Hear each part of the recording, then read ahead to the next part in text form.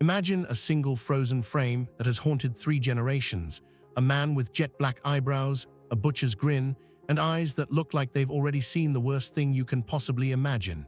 He smashes through a door with an axe and purrs the 3 most famous words in horror history, "Here's Johnny." In that instant, Jack Nicholson didn't just play a lunatic, he became the living definition of American madness. But the real story behind that Grin is darker, stranger, funnier, and far more heartbreaking than anything he ever put on screen.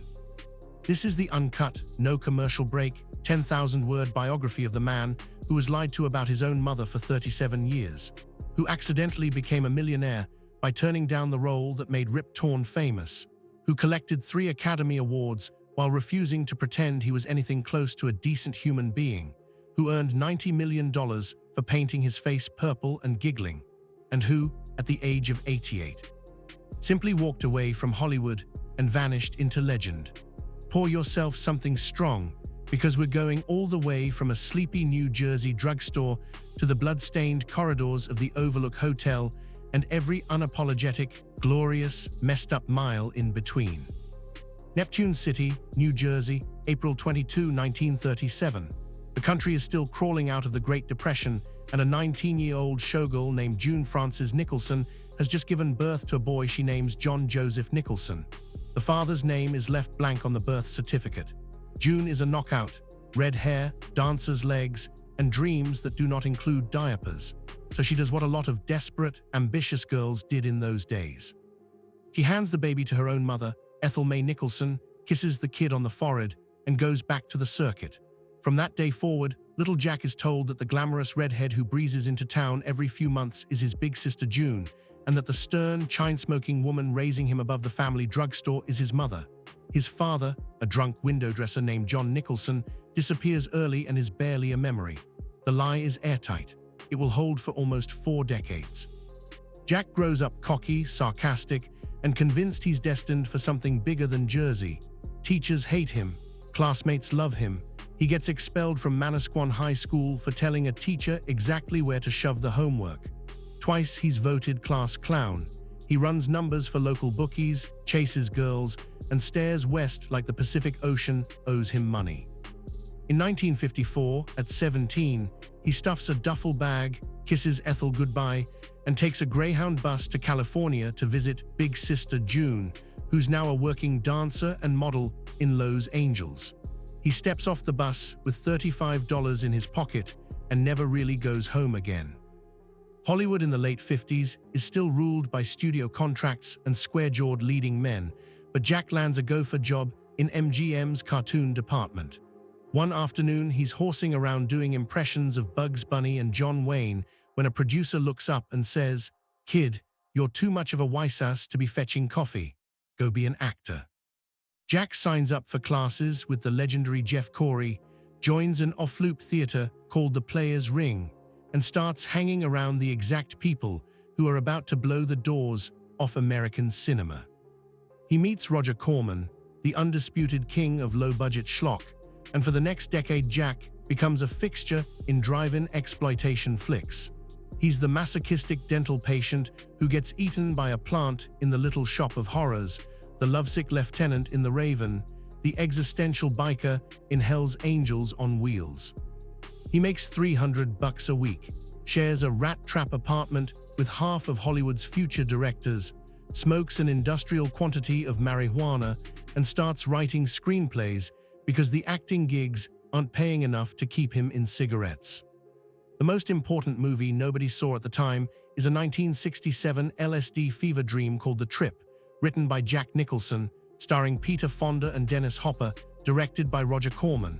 The script is loose, trippy, and brilliant. It lands on the desk of a young producer named Bert Schneider, who passes it to 2 friends making a tiny biker movie on a shoestring budget. That movie is Easy Rider.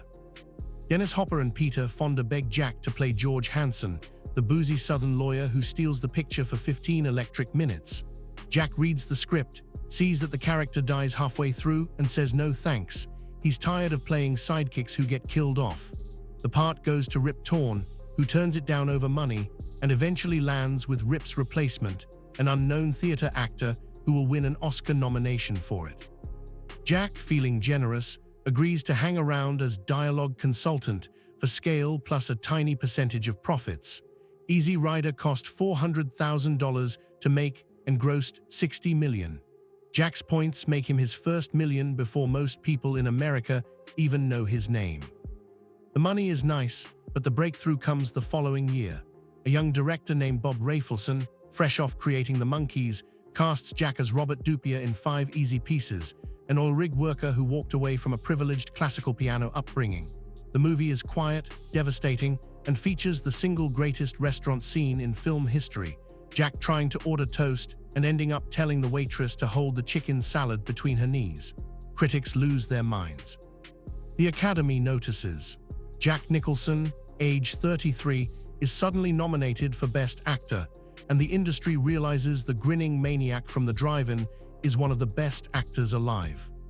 The floodgates open.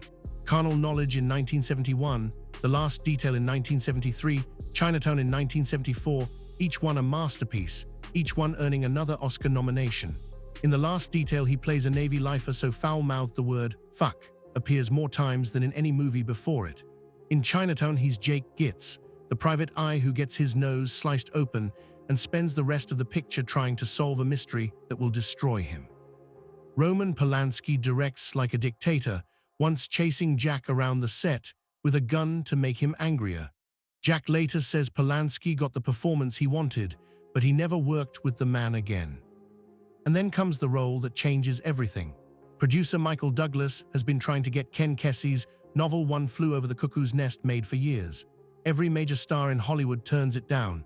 The part of rebellious patient Randall P. McMurphy is too risky, too raw. Jack says yes on one condition: they shoot inside an actual Oregon State mental hospital using real patients as extras. The production is pure chaos. Real electroshock machines. Real catatonic men staring at walls.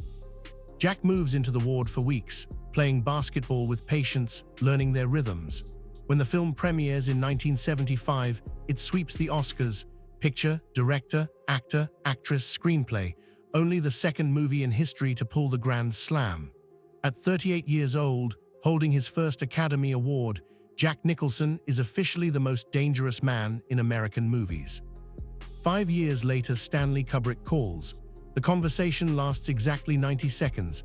Kubrick asks, "Jack, do you believe evil exists?" Jack answers, "Absolutely." Kubrick says, "Good, I want you to come to England and play it." The Shining becomes the longest, most punishing shoot of Jack's life. Kubrick demands 127 takes of Shelley Duvall swinging a bat. He forces Jack to eat cheese sandwiches, which Jack despises, for 2 straight weeks just to keep him perpetually pissed off. Jack loses 30 pounds, barely sleeps, and starts to wonder where Jack Torrance ends and Jack Nicholson begins. When the film finally wraps after more than a year, Jack swears he will never work with a genius again. The performance, though, is immortal. To this day, if you ask him how he prepared to play a man who descends into axe-wielding madness, Jack shrugs and says, "I just turned myself up to 11." In the middle of all this glory, a bomb detonates in his personal life. In 1974, a Time magazine reporter digging for a cover story stumbles onto something unthinkable. June Nicholson, the woman Jack has always called his sister, died of cancer in 1963 when Jack was 26. Ethel May, the woman who raised him, died in 1970. Both women are gone, and the reporter has birth certificates, marriage records, interviews with old neighbors. He calls Jack and says, "I'm sorry, but June was your mother. Ethel was your grandmother. You've been lied to your entire life." Jack is 37 years old. He sits with the news for a long time and finally says the only thing that makes sense to him: it wasn't grief, it was relief. Suddenly, every weird thing about my childhood made sense. He never discovers who his biological father was. The 2 leading candidates, a married Latvian dancer and an alcoholic trumpeter, are both long dead. The revelation does not slow him down. If anything, it unleashes him. Through the 80s and 90s, Jack becomes the highest-paid actor on Earth, the patron saint of not giving a damn. He wins his second Oscar in 1983 for Terms of Endearment, playing a drunken astronaut who falls for Shirley MacLaine. In 1989, Tim Burton waits 6 months for Jack's schedule to clear so he can play the Joker in Batman. Jack negotiates a deal that includes a cut of the box office and, crucially, a cut of every lunchbox, t-shirt, and toy ever sold. The movie explodes. Jack's cackling purple-suited Joker earns him somewhere between $60 and $90 million, still the largest single paycheck any actor has ever received for one performance, adjusted for inflation. He spends the money on art. Picasso, Warhol, Matisse, Warhol again. His collection is now worth hundreds of millions. In 1997, he wins his third Oscar for As Good as It Gets, playing a viciously misanthropic writer who learns, very reluctantly, to be slightly less awful. Only 12 actors in history have 3 or more Academy Awards. Jack is one of them, and he's the only one who accepts his statuette wearing sunglasses indoors. Off-screen, the life is pure Jack. He fathers 5 children with 4 different women and refuses to marry any of them except Angelica Huston, whom he dates for 17 years, on and off, while openly sleeping with other women. He keeps a house on Mulholland Drive famous for its parties, Lakers games on giant screens, weed smoke thick enough to hide the Hollywood sign, beautiful women wandering, and famous friends coming and going at all hours. He sits courtside at every Lakers home game for 40 years, becoming as much a fixture as the scoreboard. Reporters ask about his legendary sex life, his drug use, his refusal to play by anyone's rules. Jack just grins that grin and says, "I do what I want." The new millennium brings some of the best work of his life. A wolfish crime boss in The Departed, a dying billionaire in The Bucket List, a grieving widow in About Schmidt, one of the most naked, vulnerable performances he ever gave. Then slowly the appearances taper off. A small role here, a cameo there. In 2010, he shoots a romantic comedy called How Do You Know with Reese Witherspoon and Owen Wilson. The reviews are polite. The box office is quiet. Jack is 73 years old. Rumors start swirling. Memory issues, disinterest. Friends say he's fine, just tired of pretending to care about scripts that aren't worth his time. He sells some of his art quietly for sums that make Batman money look like chump change. He stops going to Lakers games. Paparazzi catch him once or twice on Mulholland Drive, looking older, thinner, but still wearing the sunglasses and still flashing that grin when he knows the camera is on him. And then one day he's simply gone. No retirement announcement, no tearful opera interview, no final masterpiece. Jack Nicholson, 3-time Oscar winner, 12-time nominee, the man who turned down Godfather, who made insanity look like the most honest thing in the world, walks off the stage and closes the door behind him.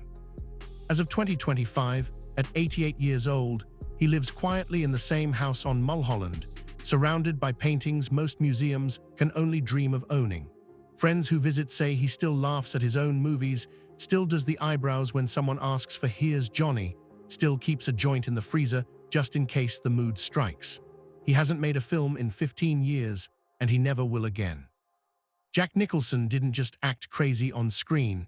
He lived like a man who knew the joke was on everyone else. He took the pain of a childhood built on a lie and turned it into the most fearless career in Hollywood history. He smiled that devil's grin and dared the world to look away. And the world never has.